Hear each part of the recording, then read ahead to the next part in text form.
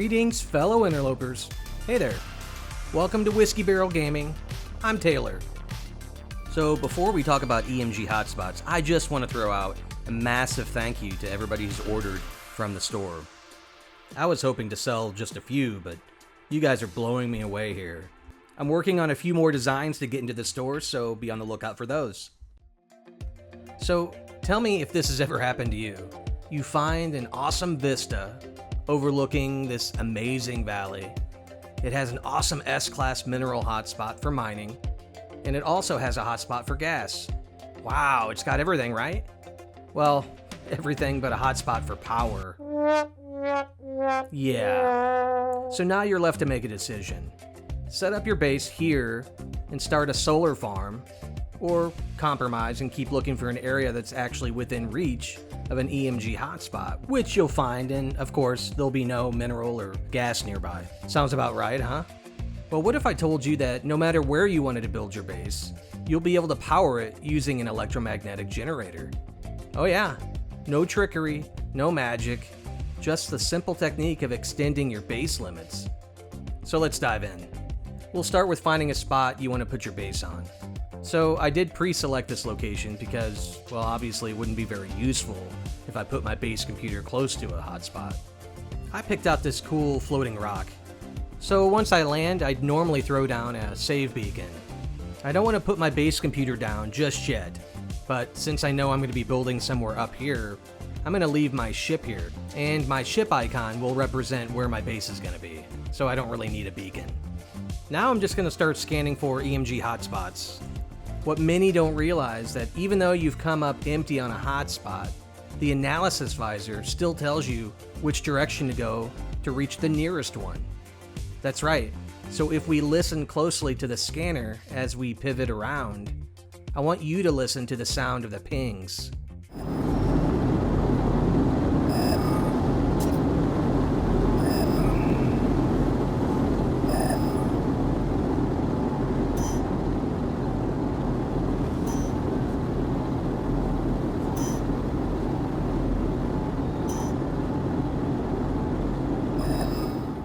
Hopefully you caught the difference in the pings there. Most of the time, it's kind of that lower sound, but when you're facing the right direction, heading towards your hotspot, it gets a little tingy and a little more trebly. And this is how you know which direction to head in. Once you follow the unique sounds of those pings, eventually they'll turn into the normal feedback you're used to seeing when a hotspot's within range. So once you track down your hotspot, it'll show up on your visor, but I still think it's easier to just put a save beacon or navigational marker down. Once this is marked, now take a look at how far away you are from your base beacon, which is our ship, remember. Alright, so we're 876 U away from where we want to build our base. Under normal circumstances, this would be impossible, seeing as how we have a 300 U radius limit on building. Oh, but here's where it gets fun. The absolute limit on extending your build area is 700 U, so including the standard 300 U limit, you can build 1,000 U from your base computer. Now, this can vary depending on the shape of the terrain, but it's right around there. So the big takeaway? As long as the hotspot and your build location are inside 2,000 U from one another, you can put your base computer right in the middle and you're good to go. 2,000 U. I've been playing this game for a while now, and I've yet to find a hotspot that's more than 2,000 U away from a location that I want to build in. This is of course the simplest situation to have, where you just want power to a base. But what if you want power as well as one or two hotspots in the area? This is where things can get tricky. It's usually doable, but it'll take a little planning. We'll talk about a 3 hotspot situation in a sec. Now that we have our distance from our power to the build spot, you'll want to place your base computer along the path somewhere between the two. But remember, the hotspot and the build location can't be further than 1,000 U from the base computer. I usually just find the midpoint. Once your base computer's down and you've claimed the area, you'll want to start moving towards your hotspot and position yourself just inside the 300 U limit. From here, you're going to enter your building camera mode by pressing in on the left thumbstick. That's after you've already selected a base building part. This keeps your body in place while you're free to roam about with the camera and build. Once you get used to this, it's the only way to go, trust me. Because our body is still inside the boundary, we can build as far out as we like while still enjoying a green state, meaning when the building part is green, you're free to place it. Once you place a building part down, you have now created a new 50U radius around this part to build on. In fact, you can even delete the part and the building rights for that part are still in effect. Pretty awesome, right? So now I'll move up until I'm on the boundary of that part's build radius and repeat the process until I reach my final destination, the spot where I'll build my EMG. Now we just need to run a wire back towards our base computer.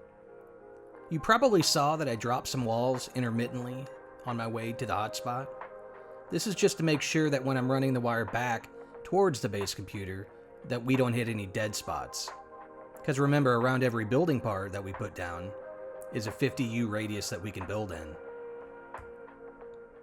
Keep in mind that only the main building parts will extend your building boundary.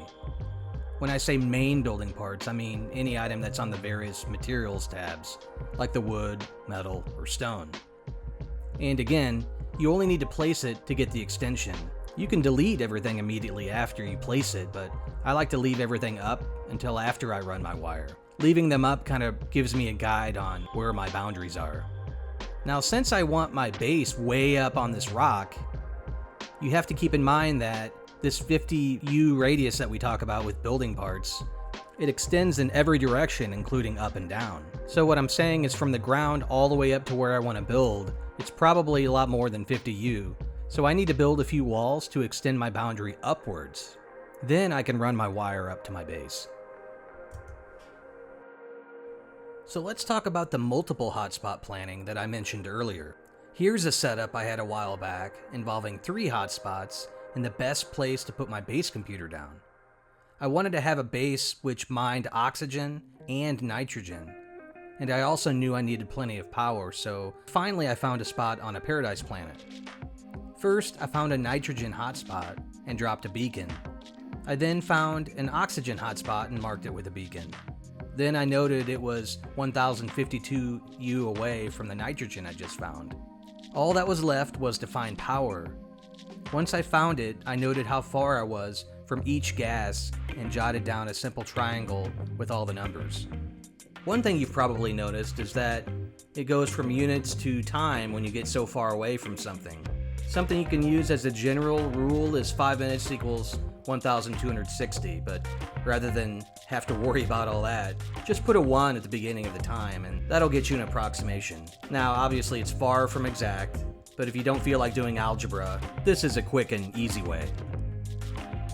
To figure out where to put your base computer in these situations, all you need to do is identify the longest side of the triangle that you just formed with the 3 hotspots. Identify the longest side and aim to put your base computer right smack in the middle of that side. Doing this, I was just inside my 1000U limit to reach all 3 hotspots. Hopefully you found this guide helpful. If so, I'd love to have another subscriber or, at the very minimum, throw me a like. It really helps the channel by telling YouTube to recommend it more.